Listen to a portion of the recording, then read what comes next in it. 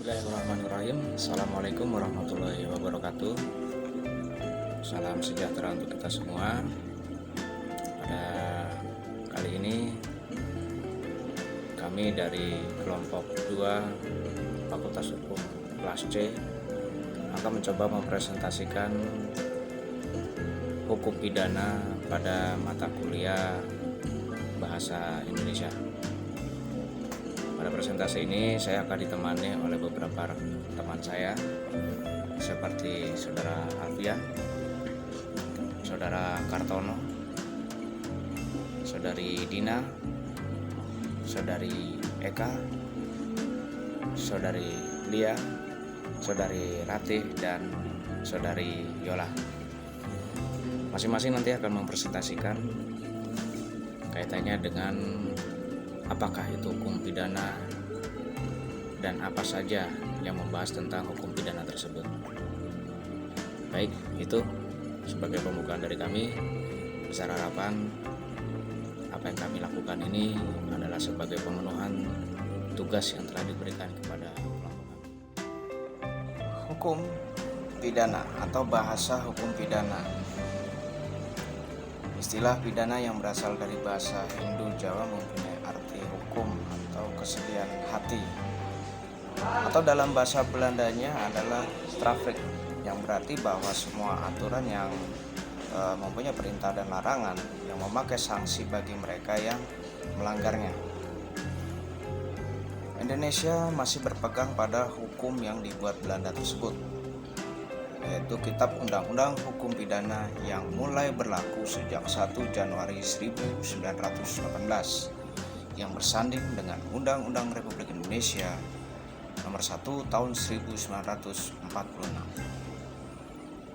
Asas hukum pidana tercantum dalam Kitab Undang-Undang Hukum Pidana pada pasal 1 yang menyatakan bahwa tiada suatu perbuatan dapat dipidanakan kecuali atas kekuatan aturan hukum pidana dalam perundangan yang telah ada sebelum perbuatan dilakukan, atau sering disebut dengan nullum delictum nulla puna sine praeviliage punali.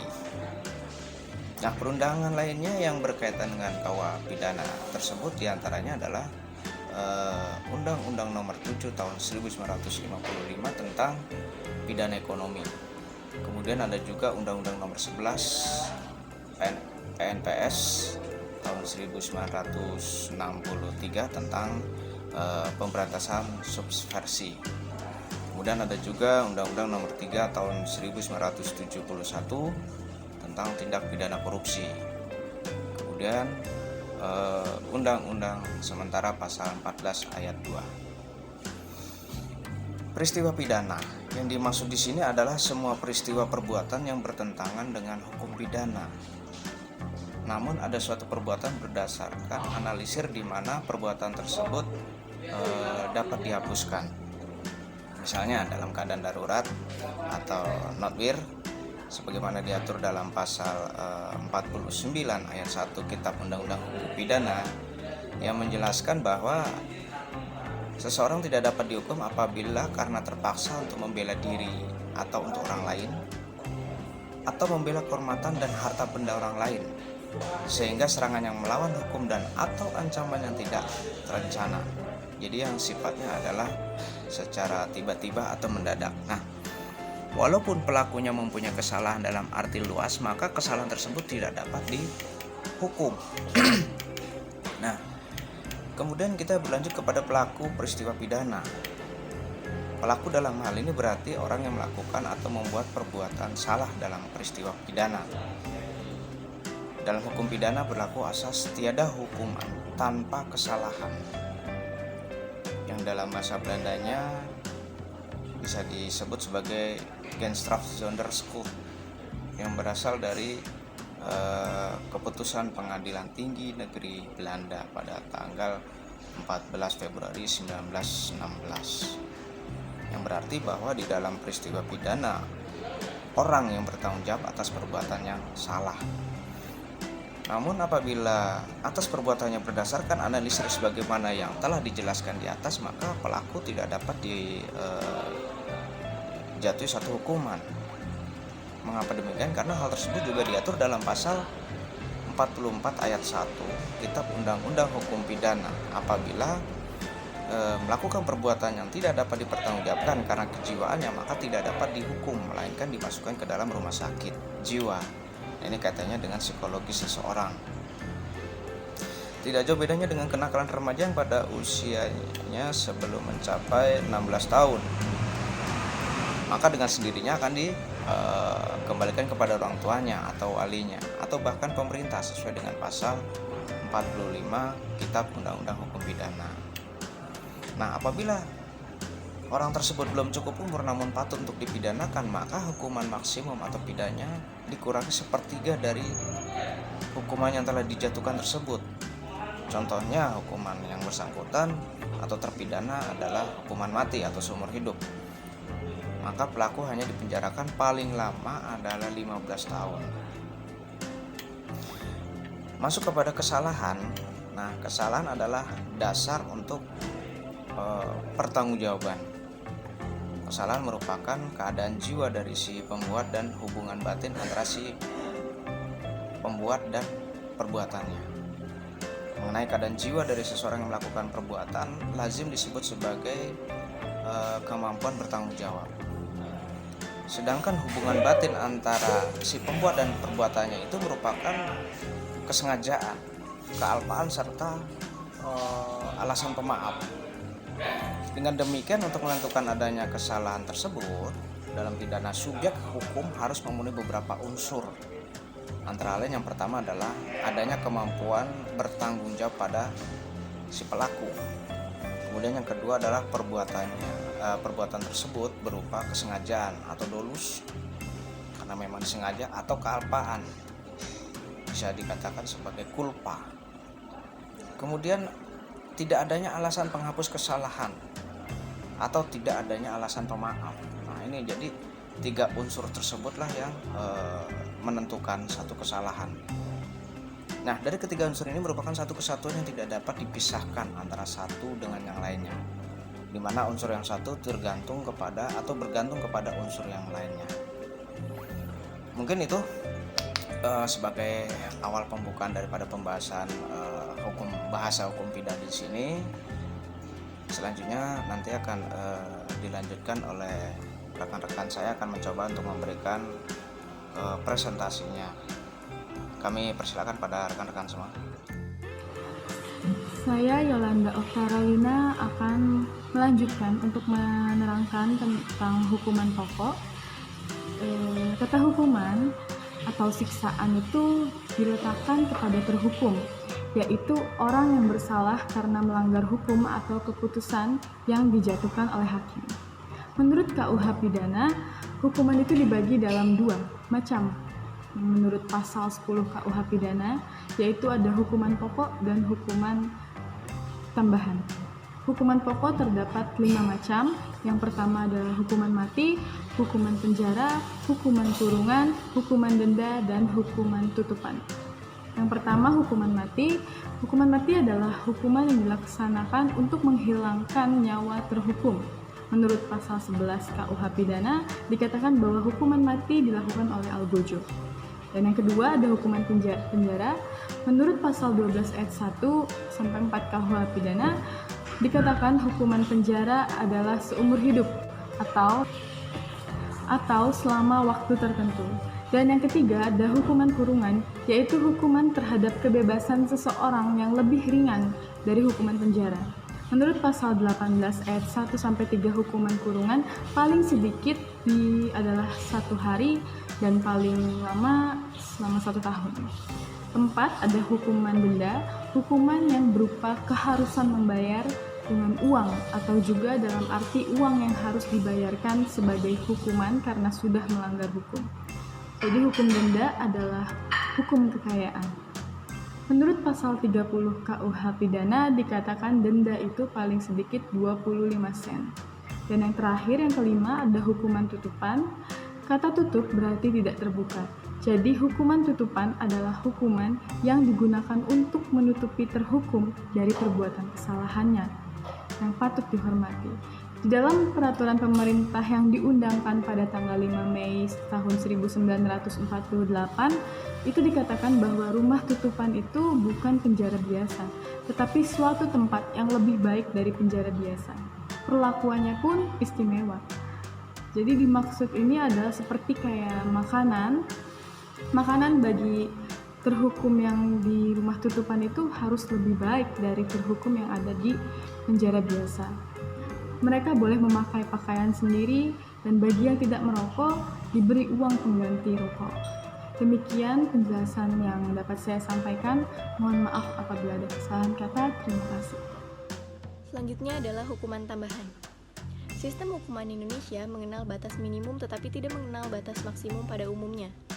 Batas minimum hukuman adalah 1 hari terhadap kebebasan terhukum dan denda 25 sen. Batas maksimum tidak dikenal karena setiap delik menentukan batas maksimumnya sendiri. Kemudian tentang hukumannya setelah hukuman pokok dikenal dengan hukuman tambahan.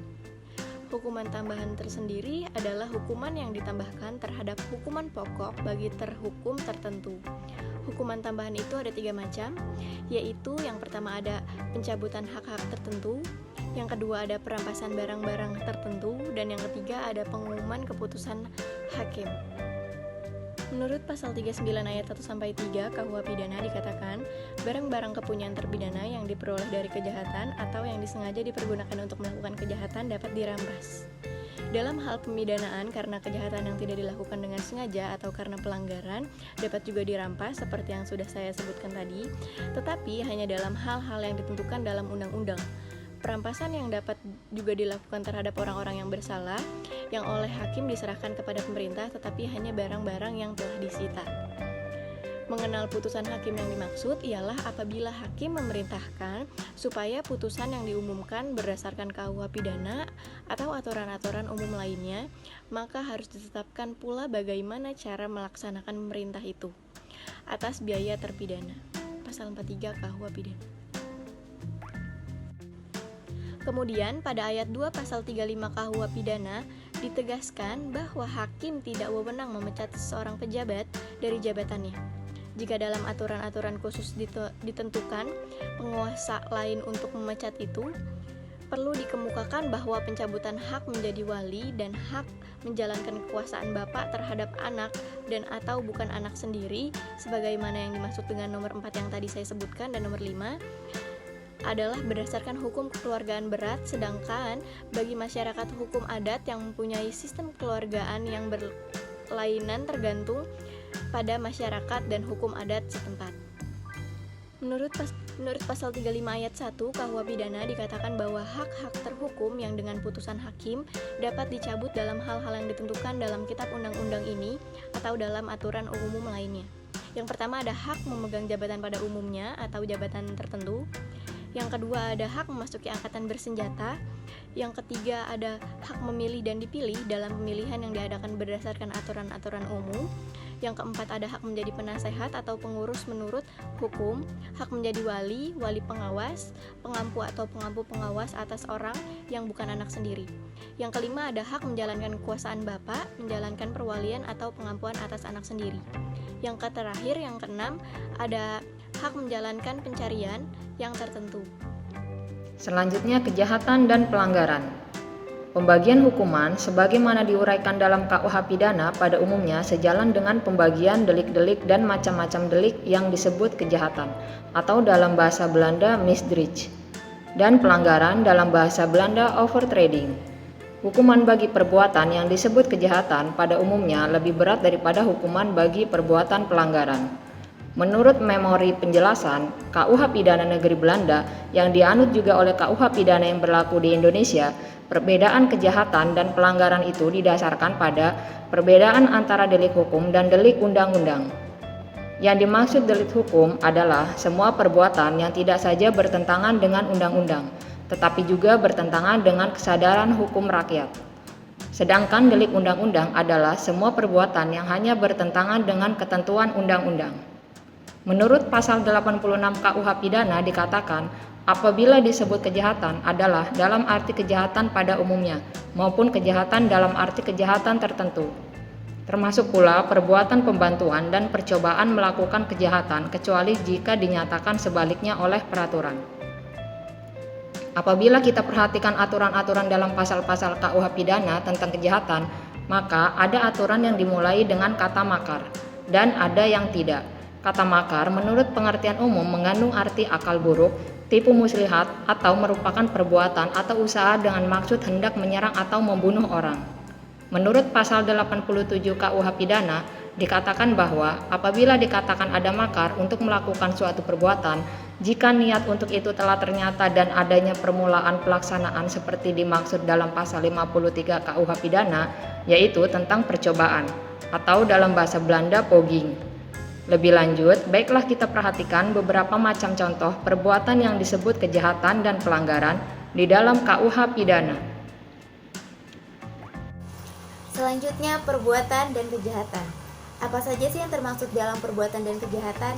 Yang pertama, ada kejahatan keamanan dan ketertiban umum.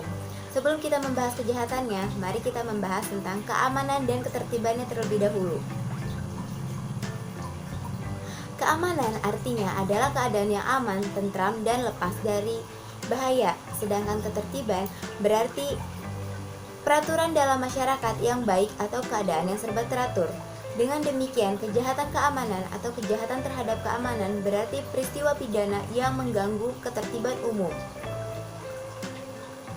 Contoh peristiwanya adalah sebagaimana dinyatakan dalam pasal 104 KUH pidana yang berbunyi, maka dengan maksud pembunuhan presiden atau wakil presiden atau dengan maksud merampas kebebasan mereka atau menjadikan mereka tidak mampu memerintah diancam dengan pidana mati atau pidana penjara seumur hidup atau pidana selama waktu tertentu paling lama 20 tahun.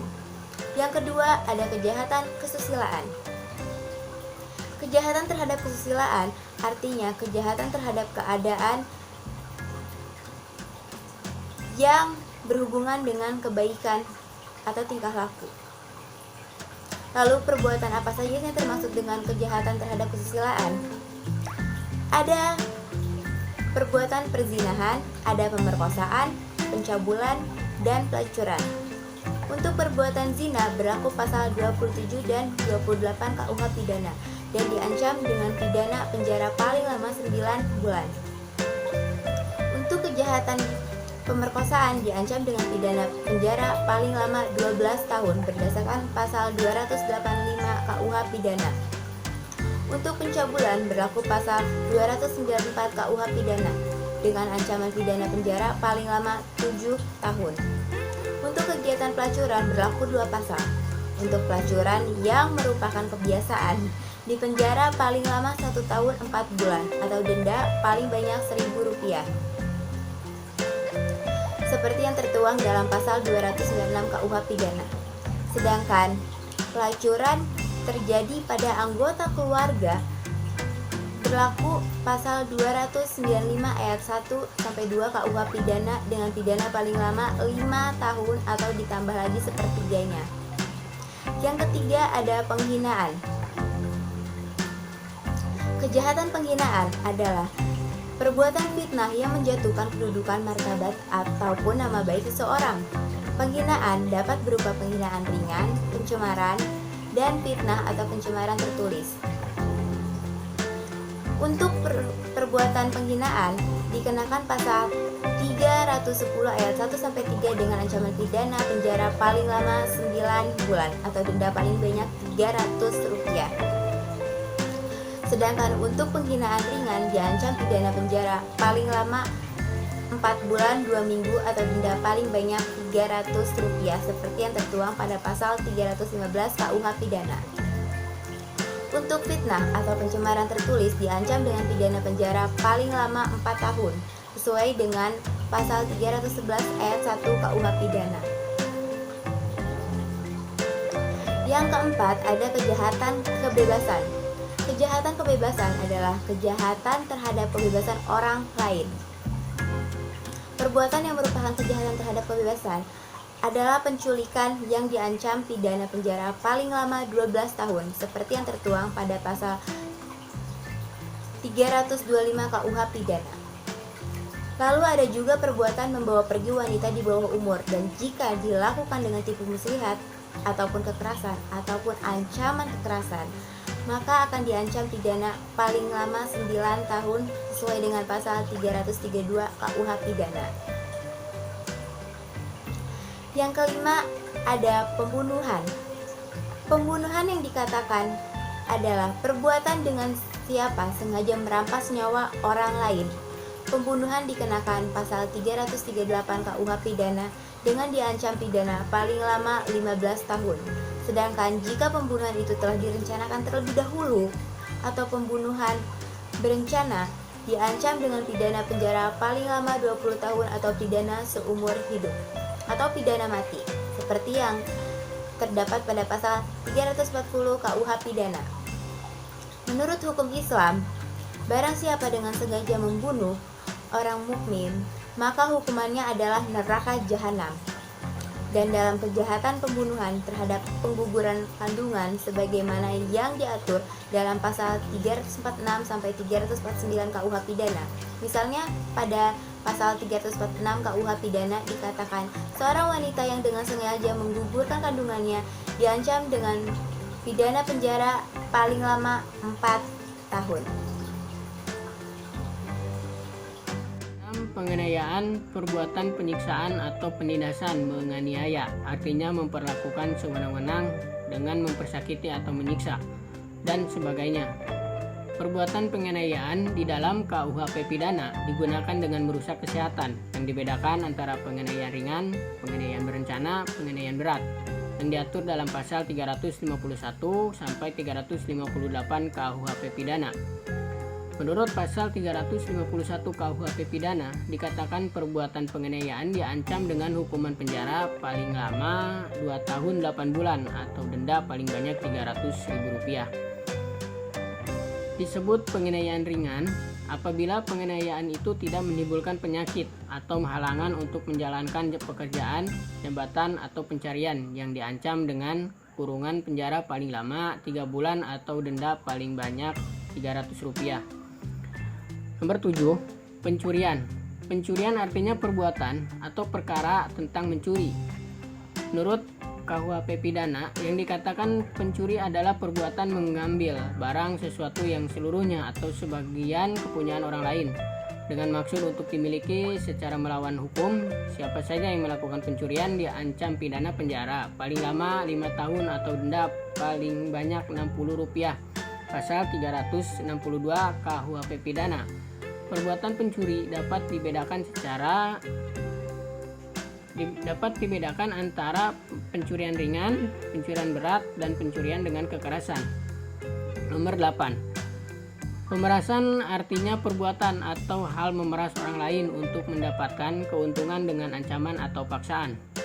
Menurut KUHP Pidana, pemerasan adalah perbuatan yang dilakukan oleh siapa saja dengan maksud untuk menguntungkan diri sendiri atau orang lain secara melawan hukum.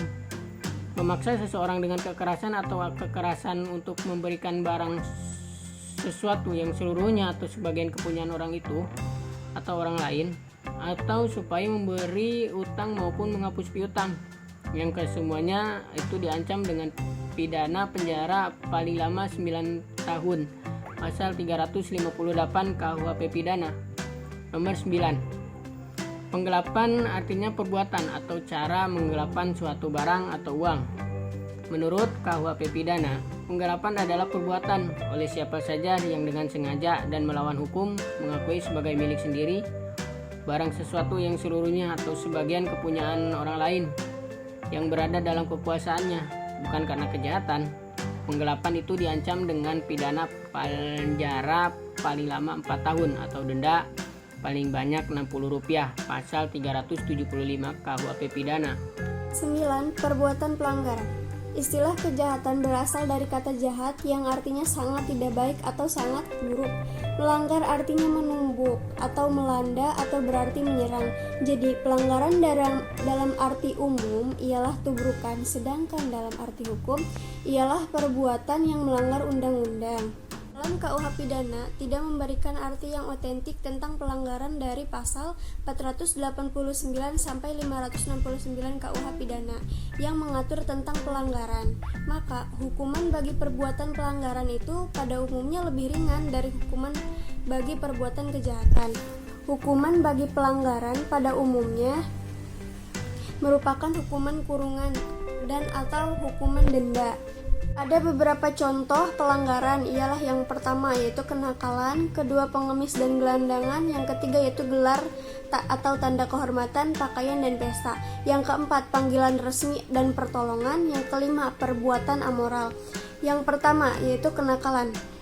Kata nakal artinya suka berbuat kurang baik, terutama bagi anak-anak. Kenakalan artinya bersifat nakal atau perbuatan nakal. Kenakalan menurut hukum dilihat dari perbuatan dan akibatnya. Dalam KUH pidana, kenakalan itu terjadi apabila seseorang melakukan perbuatan nakal terhadap orang atau barang yang menimbulkan bahaya. Jika kenakalan itu dilakukan belum lewat waktu 1 tahun sejak adanya pemidanaan yang menjadi tetap karena perbuatan yang sama, denda dapat diganti dengan kurungan paling lama 3 hari, yaitu pasal 489 KUH pidana. Yaitu pengemis dan gelandangan. Pengemis artinya orang yang meminta sedekah. Menurut KUH pidana, perbuatan mengemis di muka umum diancam kurungan paling lama 6 minggu. Sedangkan pengemis yang dilakukan oleh 3 orang atau lebih yang umurnya di atas 16 tahun diancam hukuman kurungan paling lama 3 bulan, yaitu pasal 504 KUH pidana. Gelandangan artinya orang yang bergelandangan yang tidak tentu tempat kediamannya dan pekerjaannya. Menurut KUH pidana, barang siapa bergelandangan tanpa pencarian diancam melakukan pergelandangan dengan hukuman kurungan paling lama 3 bulan. Jika perbuatan itu dilakukan oleh 3 orang atau lebih yang umurnya di atas 16 tahun diancam kurungan paling lama 6 bulan, yaitu menurut pasal 505 KUH pidana. Selanjutnya, gelar, tanda kehormatan, pakaian, dan pesta. Kata gelar berarti hampar, bentang. Selain itu berarti sebutan, titel kesarjanaan, nama tambahan, nama kehormatan, nama turunan, nama adat atau nama yang tidak sebenarnya. Kata tanda artinya sesuatu yang terlukis atau merupakan alamat. Juga berarti cap, merek, mengenal, ciri, bukti, lambang, gejala, isyarat, gelagat. Tanda kehormatan artinya tanda yang menyatakan kehormatan. Tanda jasa artinya tanda yang menunjukkan mempunyai jasa dan sebagainya. Kemudian kata pakai berarti guna, kena, laku, perlu. Dengan memakai artinya menggunakan, mengenakan, melakukan pakaian artinya melakukan pakaian artinya barang apa yang dipakai. Selanjutnya kata pesta berarti percaya, perjamuan, bersukaria, berpesta pora artinya berpesta besar, bersuka-suka, makan, minum, membagi barang hasil dan sebagainya. Menurut KUH pidana, barang siapa tanpa wewenang memakai gelar atau tanda kehormatan di Indonesia tanpa izin menerima tanda kehormatan atau titel, perangkat atau derajat asing, atau ketika memberikan nama palsu diancam dengan pidana paling banyak Rp150.000, pasal 507 KUH pidana. Selanjutnya, panggilan resmi dan pertolongan. Kata panggil berarti suruh, undang, imbau, ajak, sebut, memanggil artinya menyuruh datang, mengundang hadir, menyebut nama, panggilan artinya imbauan, ajakan, undangan, suara memanggil, hal memanggil orang yang dipanggil. Pemanggil resmi artinya panggilan yang sah dari pemerintah atau dari pihak yang berwajib. Menurut KUH pidana merupakan pelanggaran terhadap penguasa umum. Barang siapa dipanggil sebagai saksi, ahli atau juru bahasa tidak datang secara melawan hukum diancam denda paling banyak Rp60.000, pasal 522 KUH pidana. Begitu pula tentang orang yang menolak permintaan pertolongan dari penguasa umum. Ketika ada bahaya umum bagi orang atau barang atau ketika kejahatan tertangkap tangan, sedangkan orang itu mampu untuk memberi pertolongan dan keadaan tidak membahayakan, maka ia diancam hukuman denda paling banyak Rp25, kecuali penolakan atas permintaan pertolongan itu karena ingin menghindari atau menghalaukan bahaya penuntutan bagi keluarga, suami atau istri atau bekas suami atau istrinya, pasal 52 KUH Pidana. Kemudian, barang siapa tidak memberi pertolongan ketika melihat ada orang dalam bahaya maut yang dapat diberikan tanpa membahayakan dirinya atau diri orang lain, jika kemudian orang itu mati, diancam kurungan paling lama 3 bulan atau denda paling banyak Rp300, pasal 521 KUH Pidana. Selanjutnya, perbuatan amoral. Kata amoral berarti tidak sopan, tidak susila. Perbuatan amoral adalah perbuatan yang bertentangan dengan kesusilaan yang dilakukan dengan menyanyikan pidato, tulisan atau gambaran yang membagikan nafsu berahi, mabuk, menyiksa hewan, main judi, sabung ayam, tenung gima. Kesemuanya itu merupakan pelanggaran kesusilaan yang ada kalanya lemah dalam penerapan peraturannya dikarenakan nampak dibiarkan saja berlaku walaupun KUH Pidana melarangnya.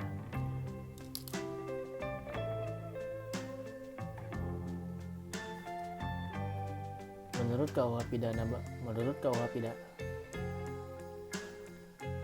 KUH Pidana, barang siapa di muka umum menyanyikan lagu-lagu atau berpidato atau membuat tulisan atau gambar yang melanggar kesusilaan diancam hukuman kurungan paling lama 3 hari atau denda paling banyak Rp15, pasal 532 KUH Pidana.